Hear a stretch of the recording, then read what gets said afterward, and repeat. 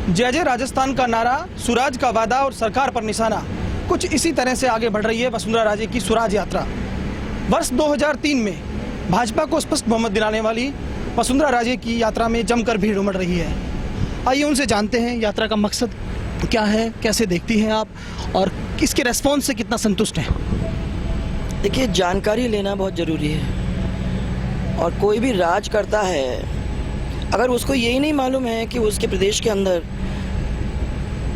लोग पानी के लिए तरस रहे हैं, बिजली के लिए तरस रहे हैं, रोड के लिए तरस रहे हैं, उनके यहाँ डॉक्टर नहीं है, टीचर नहीं है, तो वो कैसा मुख्यमंत्री है जो इतनी इन्फॉर्मेशन नहीं रखता। 4.5 साल बाद क्या आपको लगता है लुगड़ी नहीं है तो पैसा, साइकिल नहीं तो पैसा? अगर इनके बस में होता तो ये बिजली के एवज में पैसा दे देते, पानी के एवज में पैसा देके कह देते कि जाइए आप लोग पैसा ले जाइए और अपनी बिजली और पानी का इंतज़ाम करिए। राजस्थान में तो हाहाकार मचा हुआ है। जो 65 साल के बाद मूलभूत सुविधाएं हमको मिलनी चाहिए, जो हमारा राइट है, वो ही नहीं हमारे पास है। यानी फ्री लंचेस को बढ़ावा दिया है, आपका कहना ये सीधे तौर पर? अगर आप उसको फ्री लंचेस, मैं तो फ्री लंचेस की नहीं कहती हूँ, मैं तो कह रही हूँ कि आपने हर चीज़ की जगह एवज में पैसा कर दिया है। It's not a question of free lunch. You want to give sari तो साड़ी दो ना, उसकी जगह में पैसे, लैपटॉप उसकी जगह में पैसे, साइकिल उसकी जगह में पैसे, एवरीथिंग के एवज में पैसे। आप स्वराज का संदेश दे रही हैं, वो विकास की बात कर रहे हैं। चीज़ तो ये है कि ये तो सब चीज़ छोड़ दीजिए, जनता चाहती है कि भाई बिजली, पानी, सड़क और मकान, बस। और क्या? और बच्चों को रोजगार, वो आप दे नहीं पा रहे हो। आपने अपने भाषण में कहा बिजली, पानी के साथ साथ युवाओं को रोजगार। क्या वाकई ऐसा हो पाएगा या ये एक चुनावी ट्रेलर की तरह है? क्योंकि कांग्रेस भी पिछले कई सालों से ये वादे करती रही है। देखिए, 2 करोड़ आदमी तो इमीडिएटली नौकरी में नहीं आएंगे जी, परंतु जो भी सरकार चलाता है उसको ये तो सोचना चाहिए ना कि आने वाली जो पीढ़ी है उस पीढ़ी को किस तरह से यूजफुली एम्प्लॉय कर रहे हो। देखिए, हमारे टाइम में अगर 10 लाख सरकारी और गैर सरकारी लोगों को नौकरी मिल सकती थी तो दैट वाज अ स्टार्ट, वो पहले कभी नहीं मिली।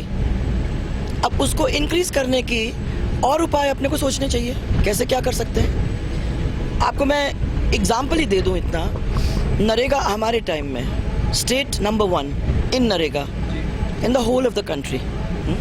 26 लाख लोग काम कर रहे हैं उसमें, सबको अपना टाइम पे पैसा मिल रहा है। 26 लाख लोगों ने जो बनाया, वो जो परिसंपत्ति बनाई, वो परिसंपत्ति से ही तो राजस्थान आगे बढ़ा है। तो everybody has a role to play. जिसको रोजगार मिलेगा, एनी काइंड ऑफ रोजगार मिलेगा, जो वो बनाएगा, जो वो इकोनॉमिक जनरेशन करेगा, पैसे का जनरेशन करेगा, वो इकोनॉमी में जाता है और इकोनॉमी बढ़ती है। तो ये एक दूसरे के ऊपर और एक दूसरे के पूरक है। कोई भी सरकार चलाता है तो इसके बारे में सबको उसको सोचने की जरूरत है। इन सबके बीच मुख्यमंत्री जो बयानबाजी कर रहे हैं उस पर कोई टिप्पणी करना चाहेंगे आप? मैं तो नहीं समझती, मेरा टाइम वेस्ट करूं मैं ऐसे पे टिप्पणी करूं। क्या लगता है विकास के मुद्दे पर राजस्थान में चुनाव जीता जा सकता है? विकास ही एक मुद्दा है जिससे सब लोग जुड़े हुए हैं। वो फेसबुक वाला ने कहा ना, मैंने 2 दिन से मैं बता रही हूँ फेसबुक में क्या कहा उसने कहा फ्री लैपटॉप, फ्री चावल, हाँ, फ्री साइकिल। अब तो वो बिजली भी फ्री कर देंगे, परंतु हमें रोजगार क्यों नहीं दे रहे हैं? विकास कह रहा है ना, उसकी दुख क्या है, वो कह रहा है उसमें कि हमको ये मत करो, हमको don't make us useless, we want to work, give us an opportunity, this is my right. मैं भी चाहूँगा, विकास तो पिछली बार भी भाजपा में काफ़ी किया, आप भी मानते हैं इस बात को? विकास तो पिछली बार भी आपकी सरकार ने काफ़ी किया, आप भी मानते हैं इस बात को? तो कहीं ना कहीं कमी पिछली बार क्या रहेगी, उसको लेकर कोई मंथन चिंतन हुआ, दिमाग में कोई बात आती है? कभी नहीं रही। 5 साल पहले तो उस गड्ढे में से निकालने को, ये तो मैजिक तो है नहीं, किसी के हाथ में जादू नहीं है कि कोई उसको ओवरनाइट चेंज कर ले। गुजरात को चेंज करने के लिए 15-20 साल लगे, मध्य प्रदेश को चेंज करने के लिए 10 साल लगे। तो राजस्थान 5 साल के अंदर से तो चेंज नहीं हो सकता, स्पेशली क्योंकि 53 साल से राज रहा है कांग्रेस का। अगर इस बीच में दूसरे राज भी होते तो चांस भी है, परंतु कांग्रेस ने तो इसका अच्छी तरह से भट्टा बिठाने का काम कर दिया है। अब उस भट्टे बिठा जो दिया है, उसमें गड्ढे में से निकालने का काम बहुत मेहनत का काम है, इतनी आसानी से होना नहीं है। जिस तरह से आज डॉक्टर चंद्रभान ने एक बयान दिया है कि SC, ST और मुस्लिम यदि 75% वोट देंगे तो ही कांग्रेस सरकार बना पाएगी, ये बात उन्होंने कही है।